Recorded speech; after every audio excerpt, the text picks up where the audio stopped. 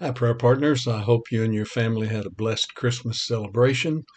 And recently we've been talking about John chapter 3, especially verse 16 is what we're emphasizing. For God so loved the world that he gave his only begotten Son. I mean, that is Christmas, isn't it? Jesus came in the flesh of a man. What an amazing thought that the God of the universe reduced himself to human form to come and dwell among us simply because he loved us, so he could forgive us, so we could be forgiven.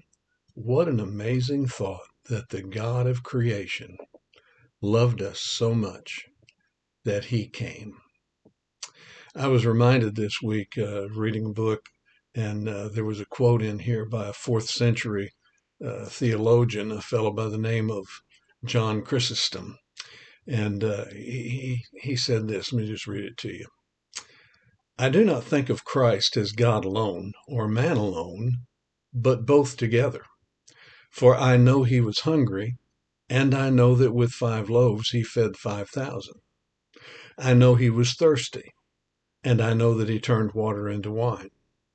I know he was carried in a ship, and I know that he walked on the sea.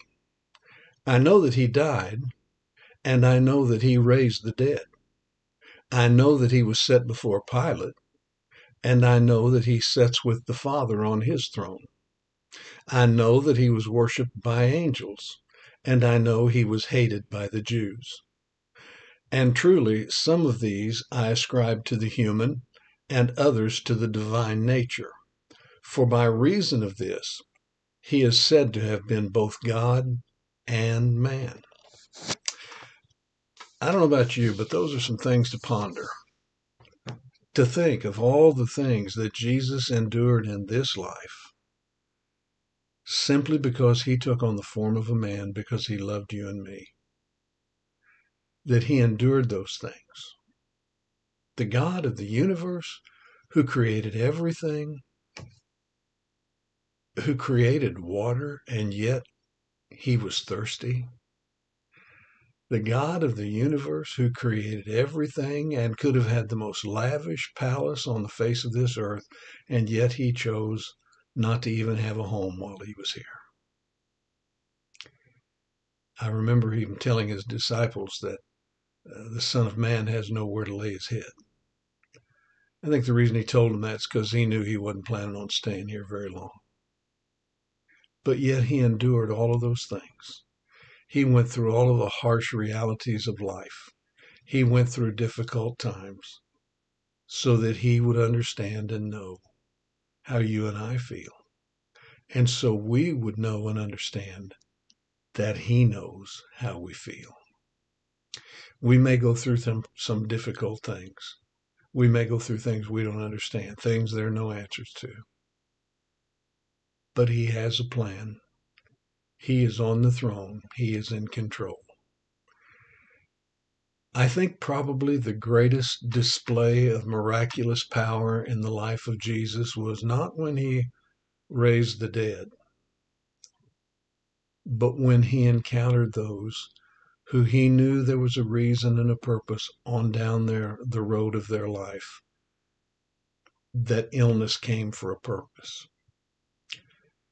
Things that we don't understand, things that we can't see from God's perspective, we must trust him by faith. And to me, it helps to realize when I go through tough times that I can't figure out, when I go through difficulties that it doesn't seem there's any answers, when I'm puzzled and perplexed and I don't know what to do, I feel anxious and nervous from time to time. It helps me to just stop and contemplate for just a moment. Jesus was all God, yes, and he's able to do something in my life, but he was also all man, and he understands what I'm going through. He knows where the path of my life will lead to. He knows how to use me for his glory and his purposes better than I do myself. So in this coming year, when we're up against situations that are difficult, when we go through problems with family members, when we go through illnesses and hurts and heartaches, when we're misunderstood or taken advantage of, when we feel like we don't have what we need to get through this world. I think it's good we stop right at the beginning of the year and just contemplate.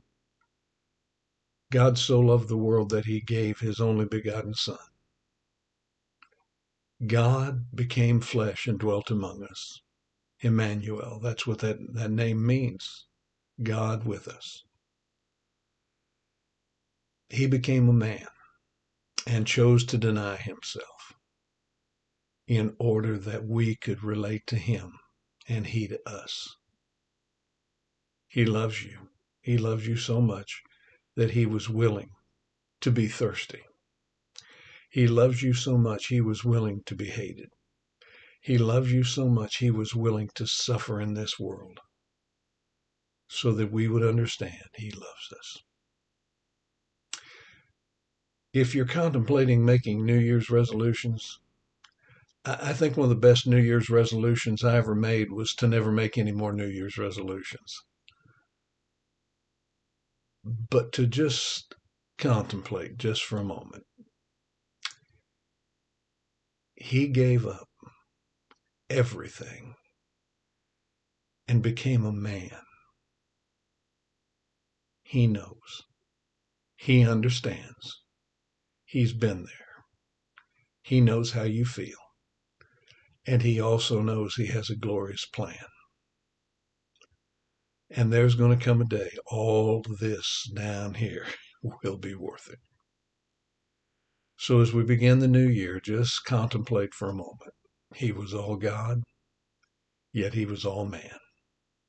He was all man, yet he's all God. God bless. Hope you and your family have a wonderful New Year's celebration.